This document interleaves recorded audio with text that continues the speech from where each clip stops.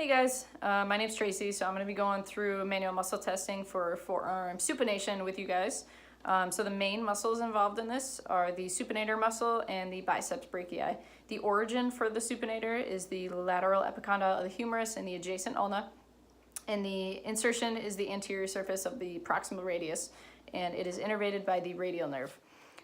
For the biceps, the long head of the biceps originates on the supraglenoid tubercle of the scapula, and the short head originates on the coracoid process of the scapula, and its insertion is the radial tuberosity, and it is innervated by the musculocutaneous nerve. Alright, so now I'm going to be showing you how to do the actual test for forearm supination.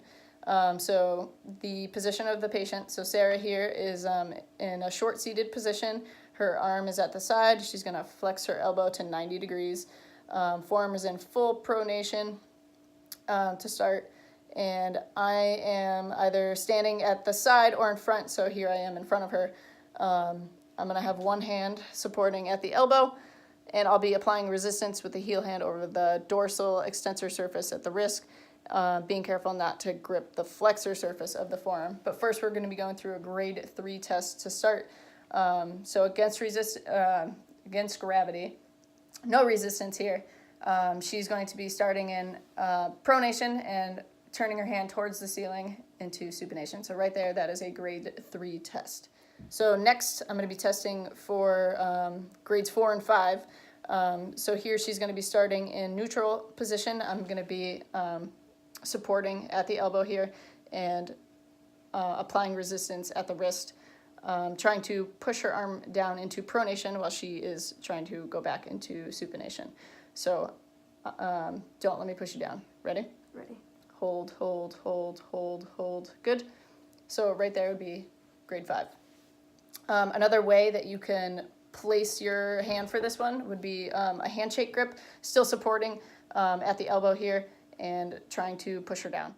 So for a gravity eliminated position, you have your patient in a short seated position with the shoulder flexed between 45 and 90 degrees and the elbow flexed to 90 degrees and the forearm in neutral like Sarah is doing so. And I will be supporting her arm at the elbow so that she's just resting her arm in my hand, and I just asked to have her turn her palm towards her face, and if she's able to do a partial range of motion like she is now, it would be a grade 2. So for grades 1 and 0, the position of the patient is still in short sitting, and the arm and elbow are flexed just as she was for the grade 3 test.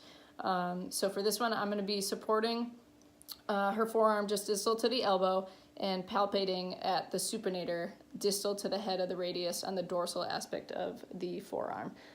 So I'm supporting her here and palpating at the supinator, and I'm going to have you try to turn your palm up so it faces the ceiling, and all I'm doing is trying to feel for a contraction.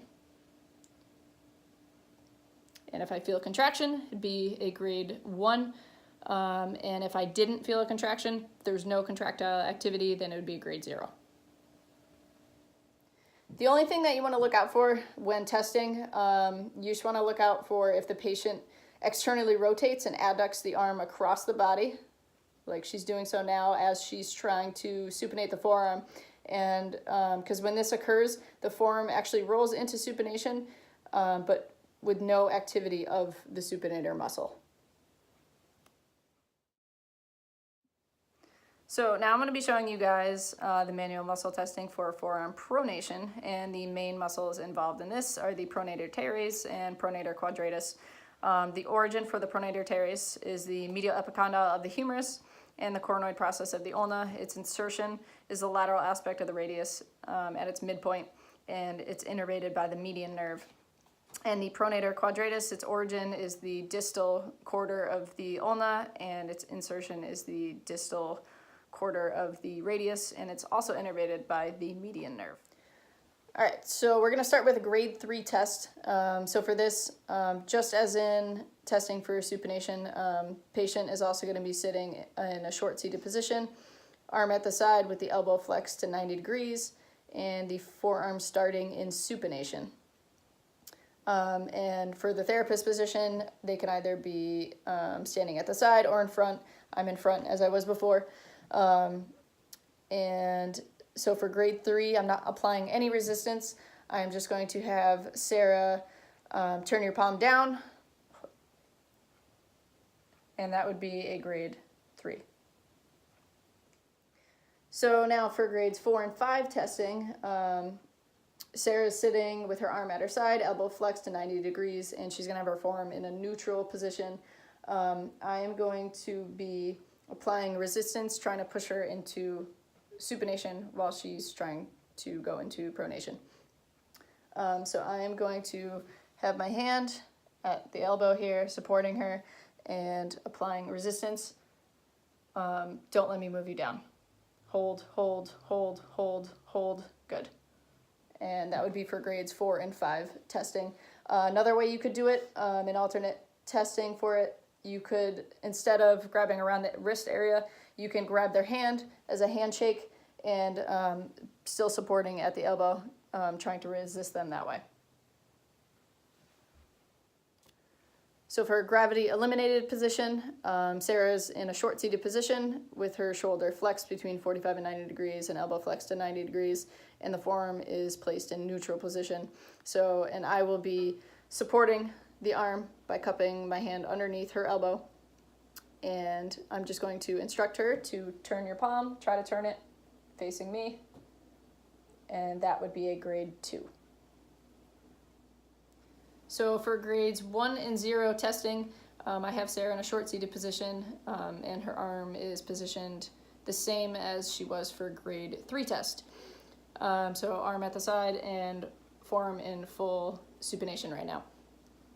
So I'm going to support her arm just distal to her elbow, and I'm going to be palpating the pronator teres, and she is just going to try to turn her palm down towards the floor, and all I'm doing is trying to feel for a contraction.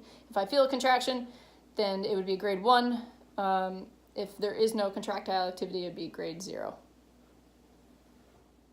So the only thing that you want to look out for when testing for this, the patient may internally rotate the shoulder or abduct during a pronation attempt, as Sarah just did. So when this occurs, the forearm rolls into pronation, but without the benefit of activity by the pronator muscles.